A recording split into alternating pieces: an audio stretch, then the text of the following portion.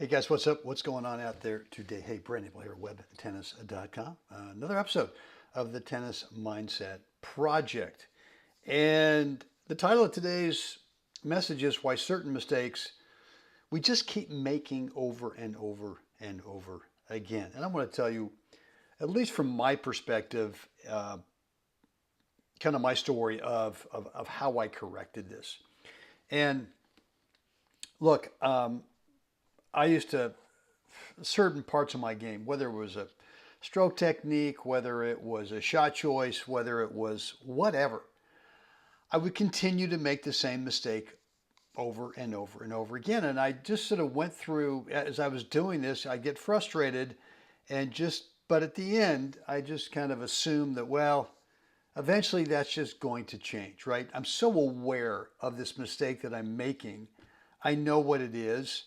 And I used to, and very often now I see other players do this, where they make the mistake and they go, and they kind of out loud sort of tell everybody around them they know exactly what they did wrong, or they know exactly what they should have done right. And yet what happens is 10 minutes later, boom, same exact mistake gets made. And so look, it's one thing to be aware of what the mistake is and what you should be doing right.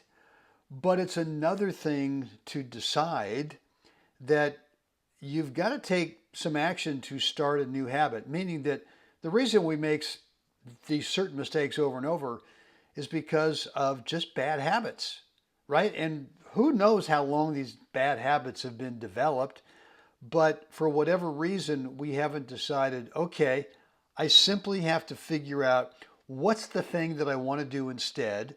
What's the right fundamental, maybe two fundamentals that I've got to habituate and start making that the good habit that will eventually override a bad habit. And look, if you really want to do a deep dive on habits, you got to pick up the book by James Clear called Atomic Habits, a spectacular book, just spectacular. And the reason I say spectacular is because everything in there is, he gives you kind of an action checklist that you can do to, number one, be able to recognize what the bad habit is, and then number two, be able to, how do you create a good habit to replace that? And so at some point, if you're actually going to take action on this and create a new habit, okay, it's not like a quick fix. I mean, you're just going to have to decide, okay, well, what's the good habit? Okay, how often during the day am I going to spend working on that good habit? Look, it might be stroke technique. There might be a flaw could be minor, but whatever it is, it shows up often enough that it's just a bad habit. So you could, if you can't get out in the court every day, you could do a little bit of work at home in front of a mirror. You could rehearse this, right? You could take a look in front of a mirror. What is the good habit that you want to establish? You could get one of those stroke developers, right? Where the ball, it's a stationary ball, it's just on top of a stick or whatever it is. And you could just get in front of the mirror and just start to develop a good habit. I mean, do you have to be in the court to develop a good habit? You don't have to. Obviously, that becomes part of it. You got to be in the court at some point. You got to have someone underhand feed you some really slow balls at some point so that you've got an opportunity to kind of groove, if you will, kind of the old school term. How do you groove a new habit? Okay, well then that's what you got to do. But to think, and look, I mean, I know for me it was arrogant to think that, all right, well, I'm a good enough athlete. I'm aware of the mistake I'm making. I know what I should be doing differently. So maybe somehow magically, it's just going to flip to where I just don't do this bad habit anymore. And it just never did. It just always continued to be a bad habit. So at some point, I can't remember what, but just anytime now, whenever there's something that continues to show up as the same mistake over and over, I just know what the formula is now. And, for me, number one, it's non-emotionally being aware of what it is I'm doing that is incorrect. Number two, it's then going out and finding what is the right thing I want to be doing instead. And then the third thing is just like, you just got to take action and you got to do it. And eventually you have to create a new habit. It's not going to magically change. You've got to put in the time on the court, off the court. You've got to look at other players that are doing the right thing that you think that you should be doing, and watch them and just let it absorb. Just start to learn. Look, the best thing you can do is to get video. And once you know what's the right habit you want to create, take some video of yourself. And if you know how to edit the video, great. If not, let me know. I can help you do it. But you need to create, as part of your creating or part of your developing a new habit, is you need to create a little repeat video. And a repeat video is, let's say it's a forehand, right? Let's say there's something on your forehand that you know is contributing to these mistakes over and over, right? Okay, you know what that is. Now what you've gone out there and done is you've worked on the thing that is going to replace that bad habit with a good habit, and you take a video of it, and now what you do is you just take that little 3-second clip, whatever it is, 4-second clip, I don't know, and you make a repeat video for about 2 minutes. And you do some in real time, you do some in slow motion, but now you become the model of what you see as seeing yourself doing the right habit that you want to replace the old bad habit with, and you start to see it over and over and over again. You don't analyze it. You let your brain just absorb that this is who you are. This is the forehand. I'm just using that as an example of who you are. And you watch that sucker 3-4 times a day. If it's 90 seconds long, how long does that take off the court?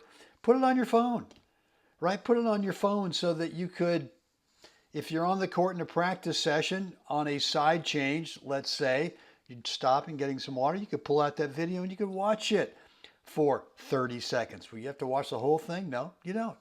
But the more you watch yourself doing the new habit that you're trying to create, the faster you get there, the faster it becomes a real habit. So look, do the video. If you have any questions on how to do it, just shoot me an email, brent@webtennis.com. Sorry.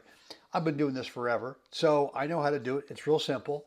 And so that's one aspect of it. The other is to do some off-court training in front of the mirror where you're rehearsing doing the right thing. And then the third thing is get someone out there to underhand feed you some easy balls, because if the balls are coming in too fast and you're trying to create a new habit, what happens is your brain is only consumed with timing. When's that feed going to arrive if it's too fast? And all this new stuff you're working on never really gets a chance to come out. You just go back to your old habits because you can't focus enough on the new thing with a standard feed from the far baseline over there. Get someone, underhand feed you, one bounce, easy ball, so now you're not consumed with timing and you get to feel what that new thing is that you're trying to habituate. So those are 3 ways to do it. I can't tell you how long it's going to take.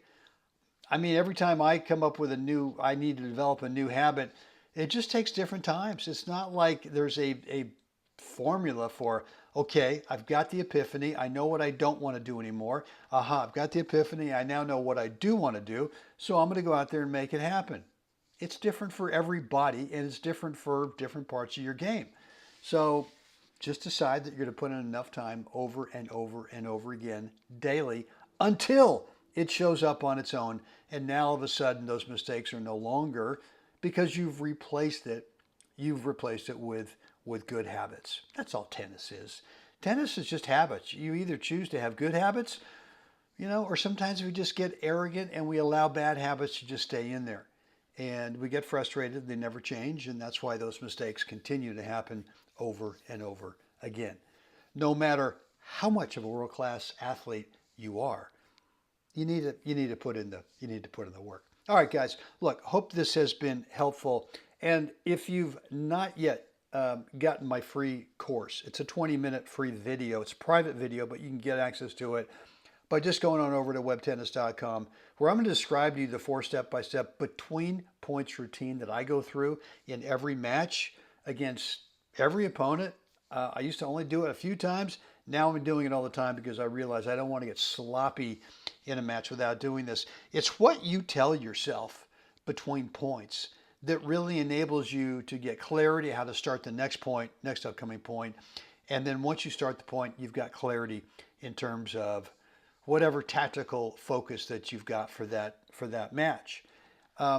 Look, 80% of the time that we're on the court in a match, we're not playing points. 80% of the time in a match, we are actually spent between points and on side changes. So you got to manage that time really well so that when you get to playing points, the 20% of the match, you actually have a chance of playing at consistently at the highest skill level that you've got right now. Just go on over to webtennis.com, drop in the first name, email address, and you will be all set. Guys, hope that was helpful today. If so, let me know down below what's on your mind. You can leave a comment, question, remark, feedback.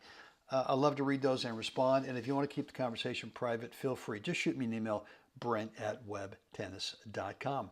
That is it for us today. Let's get out there. Let's help another human have a spectacular day today. Guys, yeah, baby. See you again next time.